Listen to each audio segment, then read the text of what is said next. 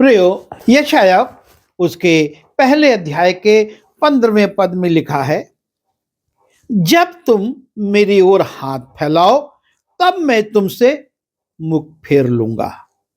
तुम कितनी ही प्रार्थना क्यों ना करो तो भी मैं तुम्हारी ना सुनूंगा, क्योंकि तुम्हारे हाथ खून से भरे हैं। इस उपवास काल में हम प्रार्थनाएं कर रहे हैं। हम इस उपवास काल में भोजन का त्याग कर रहे हैं। बहुत से समारोहों में नहीं जा रहे हैं या उनका आयोजन नहीं कर रहे हैं और आत्मिक सभाओं में जाकर आत्मिक आशीष पाने की आशा कर रहे हैं। पर परमेश्वर का वचन कहता है, जब तुम मेरी ओर हाथ फैलाओ तब मैं तुमसे मुख फेर लूंगा। तुम कितनी ही प्रार्थना क्यों ना करो तो अभी मैं तुम्हारी ना सुनूंगा। परमेश्वर जो दयालु है, परमेश्वर जो प्रेमी है और परमेश्वर जो प्रार्थना सुनने वाला है, वो इस प्रकार की बात को कह रहा है कि मैं तुम्हारी प्रार्थना को नहीं सुनूंगा। तुम हाथ फैलाओगे, मैं मुंह फेर लूंगा। कारण वो बताता है, क्योंकि तुम्हारे हाथ खून से भरे हैं। और तब वो कहता है, अपने को धोकर पवित्र करो। मेरी आंखों के सामने से अपने बुरे कामों को दूर करो और भविष्य में बुराई करना छोड़ दो। ये उपवास काल हमारे जीवन में मसीही व्यवहार को, मसीही आचरण को, मसीही शिक्षाओं को कि परमेश्वर कैसा चाहता है उसको प्रकट करने के लिए आता है कि हम अपने जीवन का विश्लेषण करें। और जैसा कि हम रोमी उसके 12वें अध्याय के पहले पद से कुछ शिक्षाओं को ले रहे हैं और वहां पर जो बात पौलुस कहता है कि मैं तुम्हें परमेश्वर की दया स्मरण कराकर तुमसे विनती करता हूं कि अपने शरीरों को जीवित और पवित्र। पहली बात, हमारा शरीर जीवित हो और दूसरी बात पवित्र हो। और पवित्रता के विषय में परमेश्वर ये कहता है कि अपने को धोकर पवित्र करो। यदि हमने अपने आप को नहीं धोया तो निश्चय है कि मैं और आप परमेश्वर के अनुग्रह से वंचित हो जाएंगे, उससे दूर हो जाएंगे। और इसलिए यह जरूरी है कि हम अपने जीवन पर विचार करें। परमेश्वर ने कहा अपने को धो, और जब हम यूहन्ना उसके 13वें अध्याय के 8वें पद में जाते हैं और वहां पर यीशु मसीह भी अपने शिष्यों के पांव धो रहे हैं। और अपने शिष्यों के पांव धोते धोते जब वो पतरस के पास आते हैं, पतरस ने उससे कहा, तू मेरे पांव कभी ना धोने पाएगा। यीशु मसीह चेलों के पांव धो रहे हैं और पतरस कहता है, तू मेरे पांव कभी ना धोने पाएगा। वो इनकार करता है, अपने को यीशु मसीह से धुलवाना नहीं चाहता। ये उसकी भावना थी कि यीशु मसीह गुरु है और कैसे मेरा पांव धोए। लेकिन तब यीशु मसीह कहते हैं, यह सुनकर यीशु ने उससे कहा, यदि मैं तुझे ना धोऊं तो मेरे साथ तेरा कुछ भी साझा नहीं। यदि मेरे साथ तुझे साझेदारी रखना है तो ये आवश्यक है कि मैं तुझे धोऊं। जैसा परमेश्वर ने यशाया में लिखवाया कि अपने आप को धो, अन्यथा मैं तुम्हारी प्रार्थनाओं को नहीं सुनूंगा। तुम पुकारोगे मैं मुंह फेर लूंगा, तुम कितना भी प्रार्थनाएं करो मैं नहीं सुनूंगा, क्योंकि तुम्हारे हाथ धुले हुए नहीं हैं, वो खून से भरे हैं।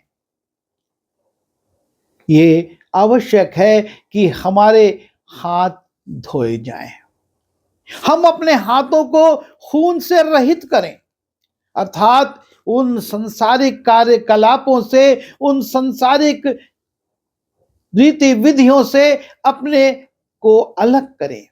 और यहां पर यीशु मसीह भी चेलों के पांव धो रहे हैं और कहते हैं, यदि मैं तुझे ना धोऊं तो मेरा तेरे साथ कोई साझा नहीं।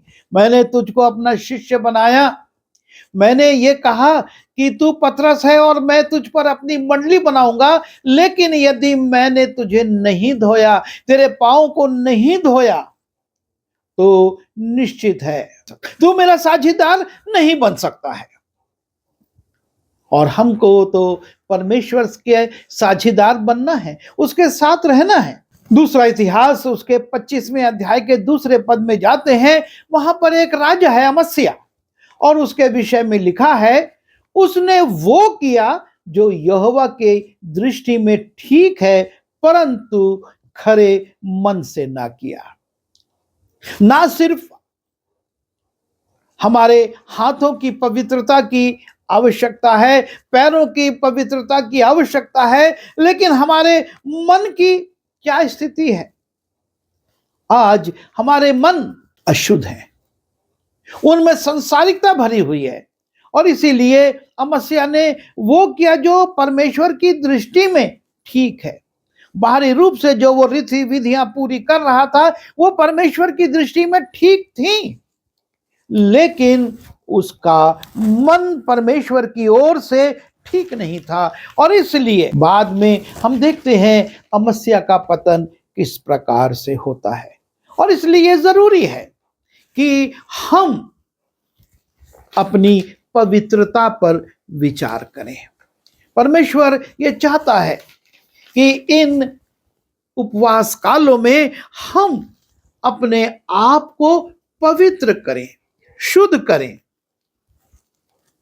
जब हम पुराने नियम में जाते हैं और जब हम नए नियम में जाते हैं, दोनों में हम परमेश्वर की इस मांग को देखते हैं। लय व्यवस्था उसके 11वें अध्याय के 44वें पद को देखते हैं, लिखा है, क्योंकि मैं तुम्हारा परमेश्वर यहोवा हूं, इस कारण अपने को शुद्ध करके पवित्र बने रहो, क्योंकि मैं पवित्र हूं। क्योंकि परमेश्वर पवित्र है और इसलिए उसकी मांग है कि तुम अपने को शुद्ध करके पवित्र बने रहो। और इसी 11वें अध्याय के 45वें पद में फिर से लिखा है, क्योंकि मैं वो यहोवा हूं जो तुम्हें मिस्र देश से निकाल लाया, और इसलिए निकाल ले आया कि तुम्हारा परमेश्वर ठहरूं, इसलिए तुम पवित्र बनो, क्योंकि मैं पवित्र। उसने हमको छुटकारा दिया, इस्राएलियों को मिस्र से निकाला, उनका परमेश्वर ठहरा, लेकिन वो कहता है कि तुम पवित्र बनो, क्योंकि मैं पवित्र हूं। परमेश्वर पवित्र है और उसकी मांग एक ही है मनुष्य से कि तुम पवित्र बनो। तुम्हारे हाथ खून से भरे हैं, मैं तुम्हारी प्रार्थनाएं नहीं सुनूंगा। तुम्हारे पैर गंदे हैं, तुम नहीं धुलवाओगे, मेरे तुम्हारे साथ कोई साझेदारी नहीं होगी। तुम्हारे मन गंदे होंगे, मैं तुम्हारे साथ नहीं चलूंगा। और जब हम लय व्यवस्था उसके 19वें अध्याय में जाते हैं और उसके दूसरे पद को देखते हैं, और वहां पर भी लिखा है, इसलिए कि सारी मंडली से कहे कि तुम पवित्र बने रहो। एक से नहीं, सारी मंडली से वो कह रहा है, इसलिए इस्राएल की सारी मंडली से कहे कि तुम पवित्र बने रहो, क्योंकि मैं तुम्हारा परमेश्वर यहोवा पवित्र हूं। यह है परमेश्वर की मांग कि मैं पवित्र हूं और तुमको भी पवित्र बने रहना है। जब हम पहला पत्रस उसके पहले अध्याय में जाते हैं और वहां पर प्रभु यीशु मसीह का चेला पत्रस लिखता है, पवित्र बनो क्योंकि मैं पवित्र हूं। लिखा है कि पवित्र बनो क्योंकि मैं पवित्र हूं। परमेश्वर जो कि पवित्र है और इसलिए यीशु मसीह का चेला पत्रस भी कहता है, पवित्र बनो, तुमको पवित्र बनना है। और जब हम मत्ती रचित सुसमाचार उसके 5वें अध्याय में जाते हैं और वहां पर यीशु मसीह अपने पर्वतीय उपदेश में आंखों की पवित्रता के विषय में भी कहते हैं, तुम सुन चुके हो कि कहा गया था कि व्यभिचार ना करना, परंतु मैं तुमसे कहता हूं कि जो कोई किसी स्त्री पर कुदृष्टि डाले वो अपने मन में उससे व्यभिचार कर चुका।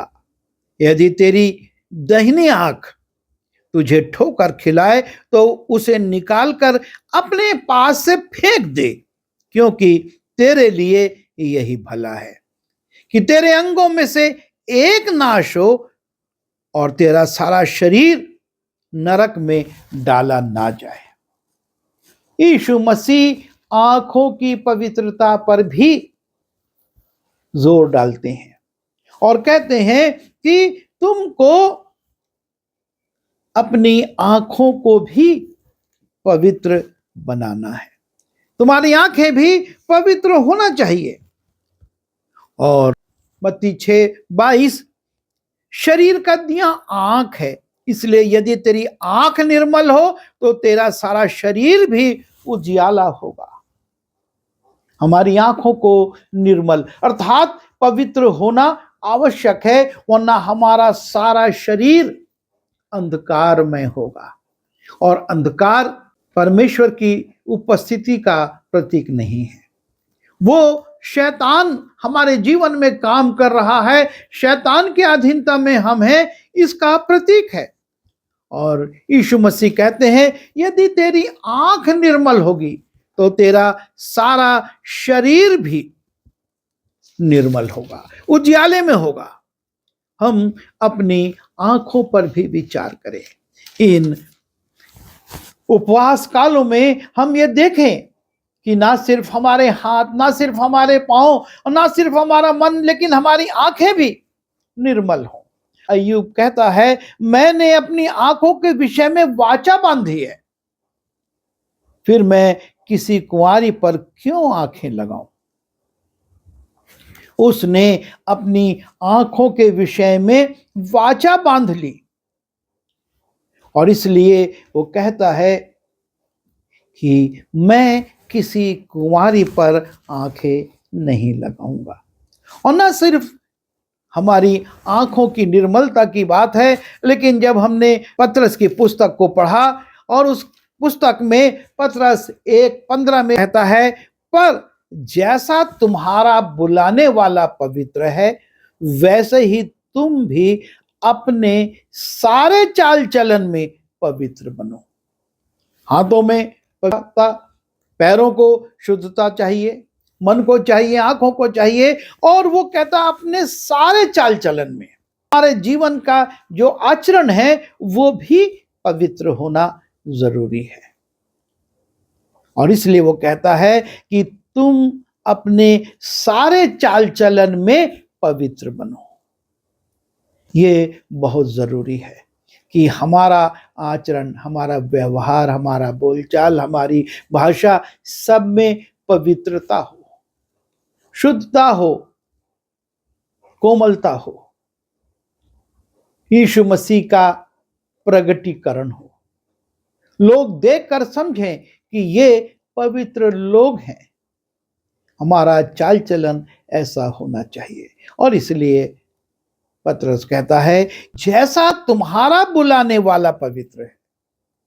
मापदंड एक ही है और वो है हमारा बुलाने वाला, अर्थात हमारा परमेश्वर, हमारा प्रभु यीशु मसीह हमारा मॉडल है।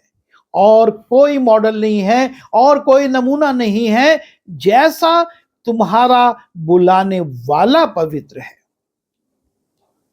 वैसे ही तुम भी अपने सारे चाल चलन में पवित्र बनो। आज हमको इस बात पर सोचना होगा, हमको इस पर चिंतन करने की आवश्यकता है कि हमारा जीवन, हमारा चाल चलन पवित्र है या नहीं। क्योंकि और कड़ी बात परमेश्वर का वचन आपसे और मुझसे कहता है, इब्रानी उसके 12वें अध्याय के 14वें पद की दूसरी लाइन, उस पवित्रता के खोजी हो जिसके बिना कोई प्रभु को कदापि ना देखेगा। परमेश्वर के राज्य में प्रवेश करना, परमेश्वर के साथ रहना, ये तो बहुत दूर की बात है। परमेश्वर का वचन कहता है, उस पवित्रता के खोजी हो जिसके बिना कोई प्रभु को कदापि ना देखेगा। हम उसको देख भी नहीं सकेंगे, ये स्थिति है। ये परमेश्वर का मापदंड है। उसको देखने के लिए भी आपको और मुझको पवित्र होना आवश्यक है। और ये पवित्रता संसारिक रीति विधियों से, संसारिक तौर तरीकों से, संसारिक स्नान या संसारिक उपायों से प्राप्त नहीं हो सकती। ये पवित्रता केवल प्रभु यीशु मसीह आपको और मुझको प्रदान कर सकता है। हमको परमेश्वर से पवित्रता मांगनी है कि जैसा वो पवित्र है वैसे ही हम भी पवित्र हों, वैसे ही हमारा मन पवित्र हो, वैसे ही हमारे हाथ, हमारे पैर पवित्र हो, हमारी आंखें पवित्र हो, हमारा चाल चलन पवित्र हो। हमसे पौलुस यही कहता है कि अपने शरीरों को जीवित और पवित्र, हमको अपने शरीर को परमेश्वर के लिए तैयार करना है। जिस प्रकार से एक दुल्हन अपने दुल्हा से मिलने के लिए अपने आप को पवित्र करती है, तैयार करती है, हम यीशु मसीह की दुल्हन हैं और हमको पवित्र बनना है, तभी हम उसके साथ रहने पाएंगे। उस पवित्रता के खोजी होना है जिसके बिना हम उसे कदापि न देखेंगे।